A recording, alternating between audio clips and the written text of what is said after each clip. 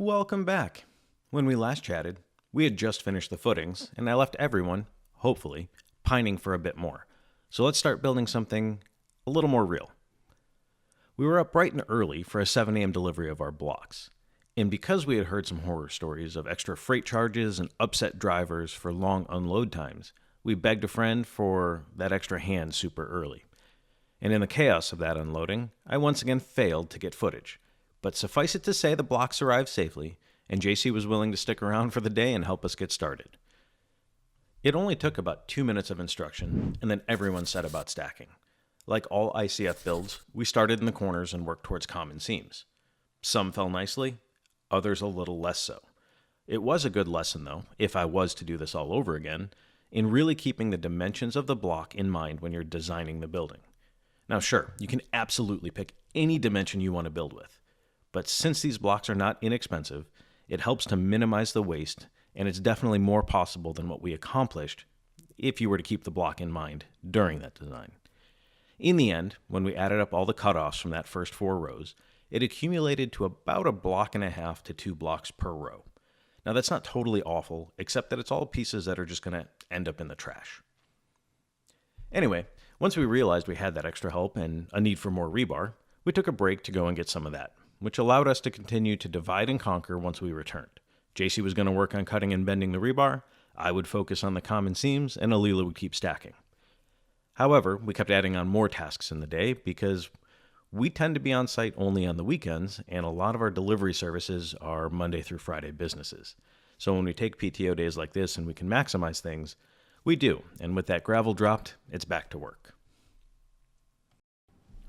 It turned out that stacking blocks was pretty quick with 3 of us, but there were enough things I'd never done to be able to adequately provide guidance to everyone else, particularly when it came to placing the common seams between the blocks.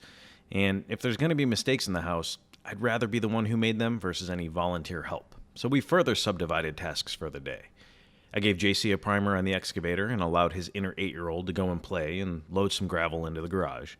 And he used that partly because it could reach farther than the loader bucket since we didn't have any way to fit the tractor between the verticals and the footing, but also because we did intentionally leave one of the verticals out on the left side to allow the loader to get into the house with gravel and help spread it, and Alila was doing that.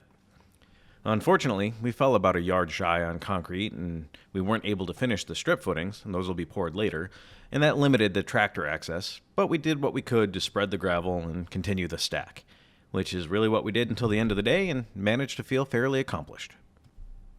Now, over the course of the next couple of working days, I spent some solo time undoing, redoing, and finally progressing, not through the fault of anybody, but just the learnings of the project. With each layer, I made sure to add the requisite HV clips to tie everything together, as well as a row of rebar. And before long, our house, well, really our crawl space, was kind of taking shape in that 3rd dimension. Once we had 4 layers of block in place, it was time to move on to some of the details to prep for the pour. The first of those details was ensuring we had a plan for supporting our floor system. Part of why we are doing this build ourselves is because of budget and trying to stretch our dollar the best we can for the home we want. If we were to pay a GC and some subs, this project would have been delayed even longer. So with that, we're also value engineering where we can. We settled on spending some of the extra money on open web trusses, but we used the more traditional ledger method for the final joist on each side of the house. And this would benefit us in 2 ways. First, it saves the expense of 10 additional trusses and 10 additional truss hangers. And second, it provides something of a horizontal stiff back to those walls during the first pour. Now, this did mean spending a little more effort cutting openings in the foam for the concrete to flow right up to the back of that rim board, but that turned out to be a relatively trivial task. And so my amateur camera work catches up with me again in this clip, forgetting to turn on the microphone, but we can watch it in real time for cutting these openings.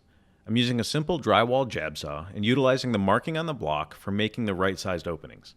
They need to be 4 inches wide and 8 inches tall at a minimum, and the blocks make it easy to do that, being marked with 2-inch wide lines and being 16-inch tall with that halfway mark. And then it's just a matter of making an effort to avoid the vertical webs while meeting the bolt spacing requirements. That's all there is to it. Just got to do this 100 or so times to hang all of the interior joist boards and the exterior deck ledgers, and then we can move on to checking in with an on-site update where I did remember to turn on the microphone.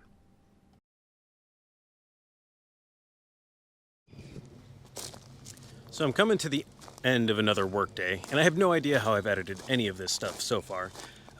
So we'll do an update for today and see how it turns out when I actually finally get this to an edited stage. But we are approaching the inspection for the first pour.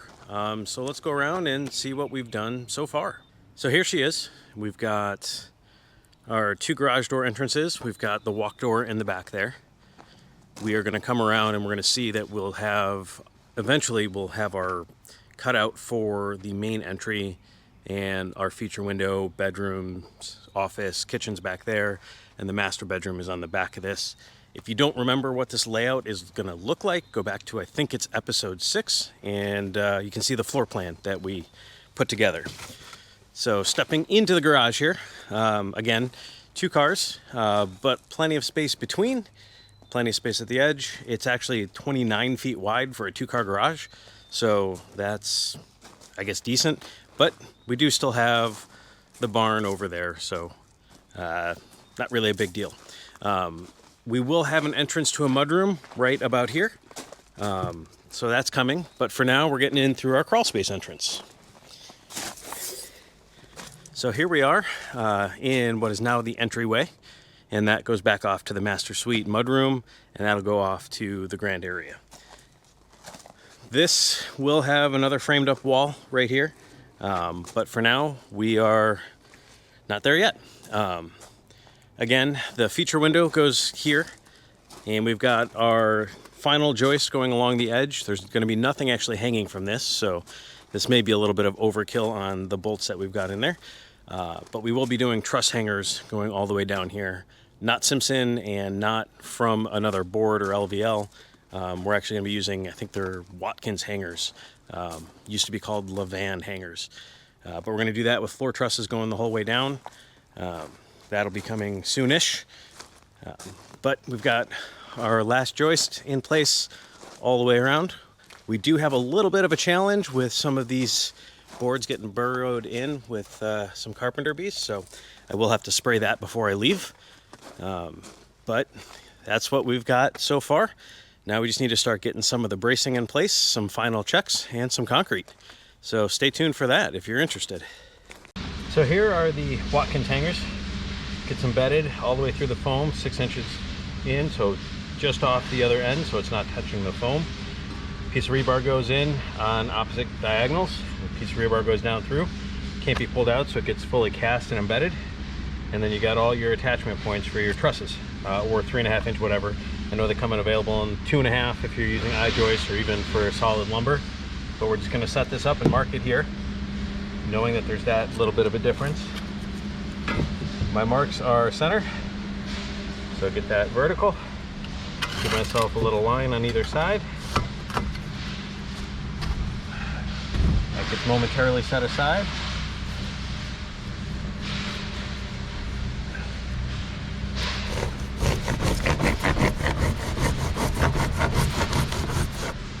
And this one I'm right down along the web.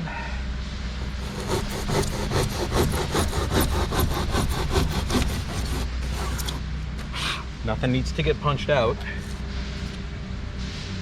And then you just take your hanger, wiggle it in, right on center, tap a little screw right through there during the pour so nothing can shift and slide. And now you've got a good surface there just to drop your truss right into and move on.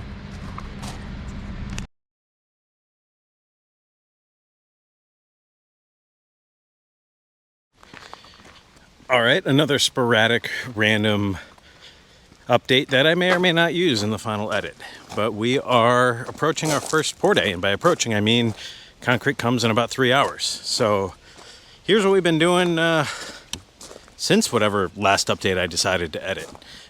We have braced all our openings, so we're doing the first 3.5 rows, 4.5 feet-ish, 5 foot. So we'll get the garage doors started, so those are all braced for their bucks. We're leaving the bottom open so that we can put a slab coming out and across. As we come through, we've got 2x4 bracing for only 3 rows of fill. I've been hearing a lot of people say it's not necessary to have the braces, at least not legitimate braces. They're nice, but they're not necessary, and we don't have them yet. So here we are. We've got our common seams all stacked and strapped together. All of our door bucks are kind of opened up. This one is going to be framed up above, so we've got the J-bolts kind of hanging in place, and that's why that one's kind of cut off. The rest are kind of formed. Here's our crawl space entrance, again, braced up for the entry. And right now, that's the only way we got in. But going around, we've got all of our outer joists. Those are not ledgers, they're joists, which is nice. Except that, although I didn't need to space these as tightly, the inspector was happy with it. We got our brackets in place for all of our trusses. We've got our trusses here and kind of ready to go. So rest of our window and door openings, all of our vertical tie-ins, lintel openings for going up. And we're going to pour the rest of the strip footing today with whatever leftovers from the walls. That was kind of intentional after we ran short on the footing pour. All of our service penetrations are in, so we've got our main sewer going out the sidewall. We've got our water supply coming in, got our gas meter that can come in, electronics for networking the barn, refrigerant lines and generator lines and whatever spare sleeves we think we'll need. So yeah, hopefully the concrete's on time, the pump gas shows up when he's supposed to, and this goes off without too much of a hitch. Stay tuned. And as Alila and I bounce around doing some final checks, if you've made it this far, I want to do that usual reminder to subscribe if this is a build you want to keep watching. I'm somewhat irregular in my timing of posting new videos since the build is still ongoing, so hit that bell as well if you want to see this as they're available.